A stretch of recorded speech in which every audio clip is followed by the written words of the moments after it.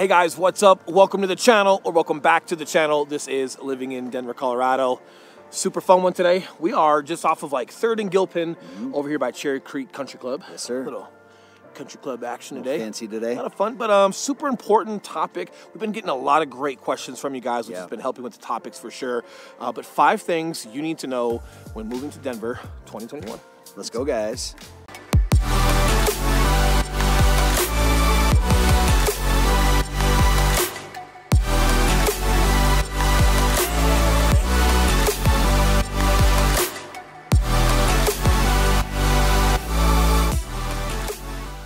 What's up, guys? We are the Mile High Property Brothers. I am Eli Schmidt. This is my business partner, Will Grimes. And if it's your first time visiting the channel, make sure, if you have not done so yet, you hit that subscribe button, because we come out with new videos every Tuesday and Thursday, and we let you know everything there is to know about either moving to or living in the Denver metro area. Absolutely. And guys, we are licensed brokers here in the state of Colorado, so as much as we love making these videos, we would love more to help you with your real estate needs. But with that being said, 5 things you need to know when moving to Denver 2021. A couple things have changed, a couple things you're going to want to keep your eye on, but definitely just some good pieces as far as food for thought when moving here. And again, if you haven't subscribed, go ahead and hit that button. And, did we call the number already? The number showing up right now. Just want to see if he'd pick up what I was putting down. The number below, please throw us a phone call. We are the guys who answer. We are the guys who text back. We are the guys who answer the emails. But again, for the 100th time, 5 things you need to know when moving to Denver.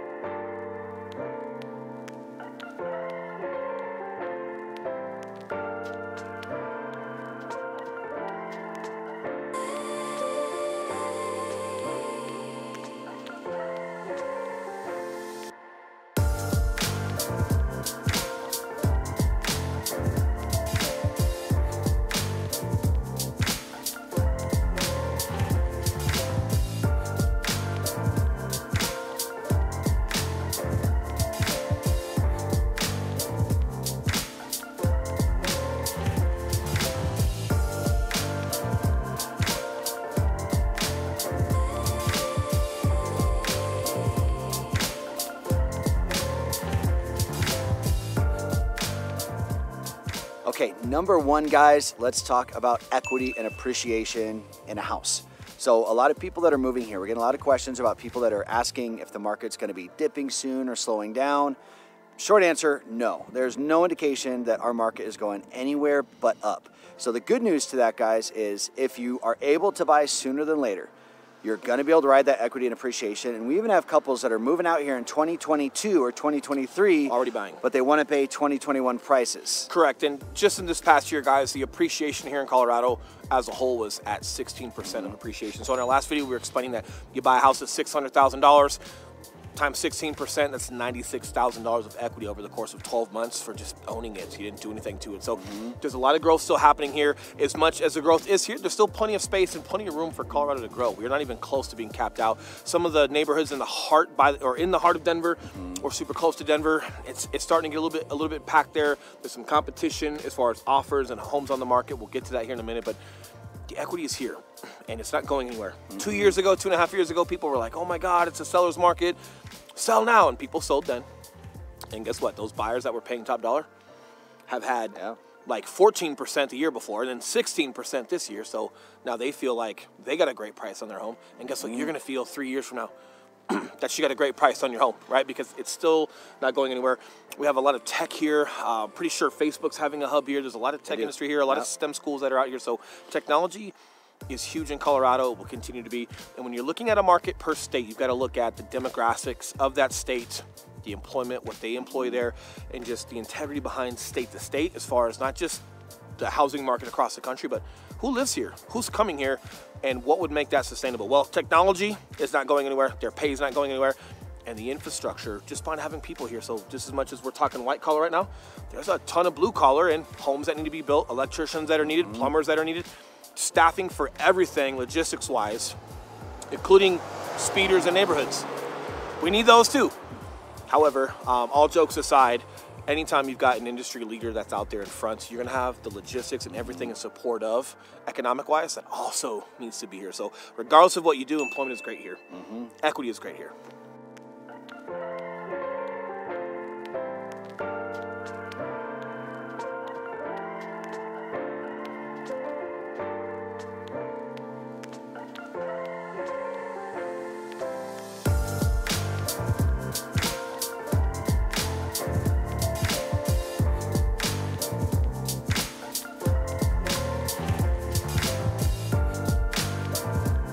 Number two, guys, have a good understanding of the market. It is competitive out here, but what does that mean? What we found is that when we're going out with our buyers, really the biggest thing, guys, is that we have to set proper expectations. And when we say market, you've heard Will talk about this before. We're going to say what market? Because the market from 300 to 400,000 is one market. From 400,000 to 650 is another market. Also, different neighborhoods are different markets. Yeah, and guys, whether it's us or our team that's helping you out with all these things, you're going to have a subject matter expert in those areas that are helping you and making sure that you are getting the best bang for your buck, and you're competitive and you're in it to win it, and you understand putting your best foot forward and just making sure that you're in love with the home for what it is. So you are okay putting your best foot forward, but we've gone all the way up over $2 million, and there's still some competitiveness there. The dynamics change a little bit as far as like how those negotiations work, but it's still a percentage base. It's still what sellers are in it for and what buyers are in it for. And most importantly, you understanding your commitment to where you want to be in the home that you want. That's why the areas are so important, because once you guys do find that home, you want to be able to put that best foot forward. If that means going over asking price, having an appraisal gap, or a couple of other tools on an offer that could make you look really good. If you guys have questions on that, we can go over that in detail when we talk to you guys on Zoom calls or in person. But just making sure that how we package that offer, the communication that's required, the communication and teamwork from our lender that's required to make a listing agent and sellers feel most confident about you as a buyer and the team behind you in getting that to the closing table. Yeah, and just to summarize, guys, it is competitive, but it's not impossible. Not every house are you going to be having to put $100,000 over asking price, right? That's a rarity. That's not the average at all. So, and it's not unusual for us to win the first offer that we put an offer in for you guys, but it's also not unusual to have it be the third one that gets accepted. Right. The important thing, guys, is just having the proper expectation and understand that whatever house we end up getting is going to be the perfect house for you. 100%. And this is why we're so keen on making sure that you're putting your best foot forward, right? So whatever your best offer is, if somebody else throws a ton of money at it and they're willing to go way higher than you and have a way bigger gap and they're throwing $100 grand at it and you're like, hey, Will, Eli, I'm not in that house for that much.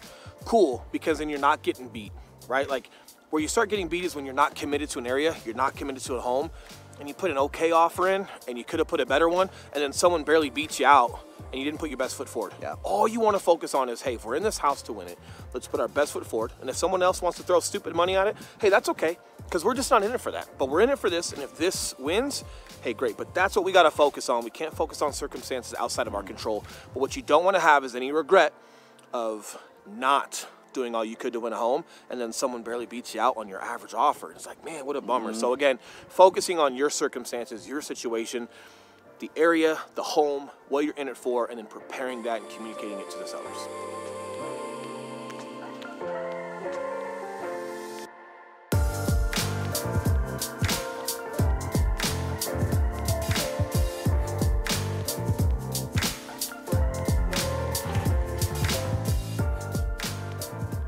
All right, number three. Hold on. People are so rude, like we're not in their neighborhood filming. I know. Have a little courtesy, get a Tesla. Jeez. All right, number three, guys. Understand, investigate, and do your own due diligence on all the different areas that Colorado has to offer. Yes, and part of your investigation is just go through and binge watch these videos. We literally cover every single area possible. If we haven't covered it yet, please reach out, ask specific questions, but there's gonna be a ton of videos we've already done, guys, that cover a lot of those areas. Even though they're all great, obviously we wouldn't be filming them if we didn't think they were worth your time. However, super different. So Cherry Creek North is not Southeast Aurora, but there's suburbia in both of them, right? Parker is not Arvada, but there's neighborhoods in both of them, and there's old towns in Parker, there's old towns in Arvada, but they're different school districts, they're different demographics. Arvada, a lot closer to the mountain. You get on the western slopes, you get a lot more snow than you probably do in Parker. So there are different things to be aware of, especially in a four-season state, and just the diversity and differences between all areas. All great. You just got to figure out, to the best of your ability, what's right for you, That way, when we do find the home, you're not second guessing that area. Yeah. We've already committed. We already love, hey, we've got a top 3 or top 2 areas. You find that home, you can pull the trigger on it. And furthermore, we've got a lot of clients that actually come out here and we look at houses, but more importantly, we have them look at areas while they're with us. Because when they go back home, sometimes we're actually FaceTiming you and going through homes sight unseen, except for being on FaceTime. And we pull the trigger on an offer because a home came on the market.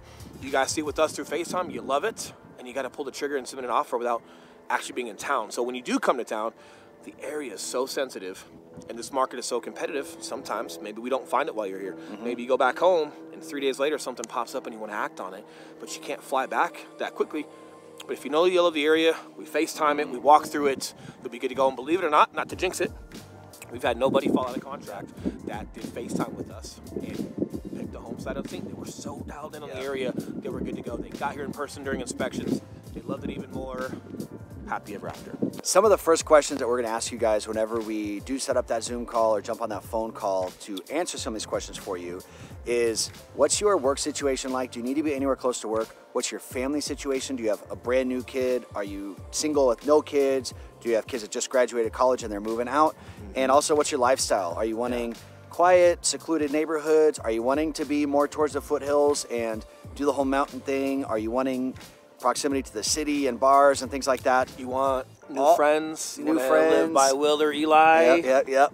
All new friends, new state, new chapter. All those are very important questions. Super guys. important. So lifestyle is huge in Colorado. There's so much to do out here. There is. If you're wanting something chill and relaxed, or social and active and full of hiking and adventure, we're going to put you in a 100%. Very different places. And be practical as well. And this is why these questions are so important, because you might think you want to be close to the mountains, but this doesn't mean you're going to the mountains every day. Yep. And there's a lot of snow over there. So what you have to put up with on a daily through the winter, being close to the snow, even though you're not really enjoying the mountains every day, believe it or not, you live in Southeast Aurora, which is phenomenal, less snow, but you're only an hour away from the mountains. And if you're only going to go to the mountains once a month or once every other month, if that, you don't necessarily need to live in it if you aren't prepared to handle what comes with actually living in the mountains, like a Boulder, a Netherlands, Colorado Springs. Like, there's some good things to think of there. So again, food for thought, but make sure you do your homework on your areas.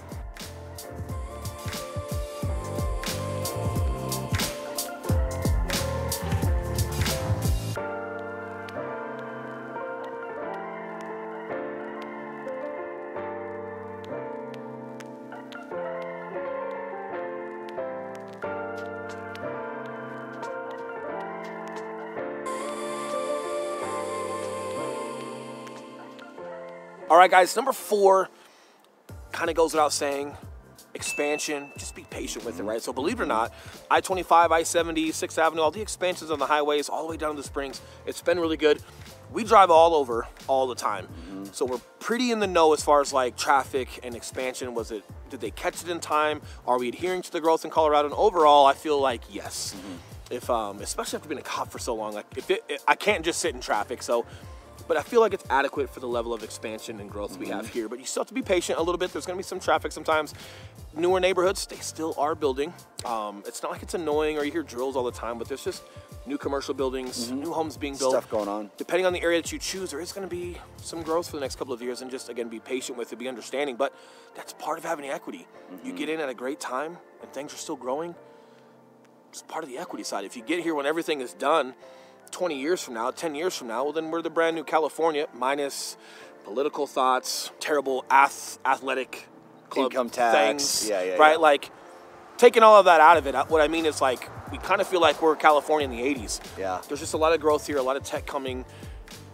Not the same politically here. We're not even going to go down that road, but I just mean for the sake of the conversation, just really give some thought to part of being in early and feeling some of that growth is you're going to capitalize on the equity, so be patient with it. It's true, and Will's a native. I've been here over 20 years, and personal opinion, I feel like our traffic is not that bad. And like Will said, we drive all over town every single day, so we're half of California has left California, and it's still worse than Colorado. Yeah, it's true. The only time where it is legit bad traffic is Friday afternoon going up to the mountains or a Sunday afternoon coming down from the mountains. I-70 gets slammed. There are times where you will literally be parked on the highway nowhere else in Colorado are you just parked in the highway like you do in California. Yeah. You got to understand, like the Eisenhower Tunnel in some of these areas, when you're going up into the mountains, it's got to narrow down to like 2 lanes. Yeah, and there's per side weather. at best. There's weather, so you have to understand that. But if you're gonna take a weekend at the mountains, why are you leaving Friday afternoon? That's right. Go up on a Thursday. Hey, maybe you're a little sick. Yeah. You Come gotta on to work. Monday. You go in Friday morning. You hit the road Friday morning. That's true. Get 3 days out of it and have a good time. But overall, still pretty good. But allow yourself some patience and understanding with some of the growth. Yes.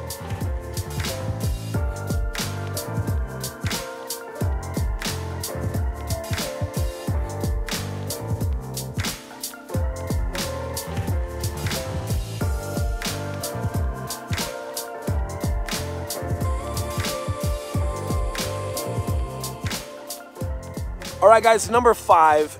This is probably one of the #1 most asked questions, and rightfully so. But we want to make sure we adhere to not only what we think is important to this channel and to what you guys should have information-wise, we want to adhere to some of the questions that you guys have.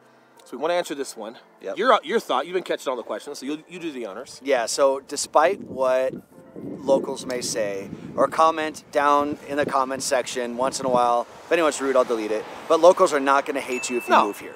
No. And here's the funny part, and I always call out anyone that is like a local that is talking shit about someone that's thinking about moving here, because here's the deal. There are so few natives in Colorado. A lot of people don't know that, but there's very few natives in Colorado. Will is one of the rare ones that was actually born When people here. are like, oh, don't come here. They probably came from somewhere 5 years ago. Yeah, where'd you come from? Yeah, I mean, we could have a whole America conversation right now, couldn't we? Like, oh, don't come here. We all came here at some point from somewhere, right? That's Colorado. All jokes aside, all history lessons aside, no, you're not going to get to. And just please understand your audience.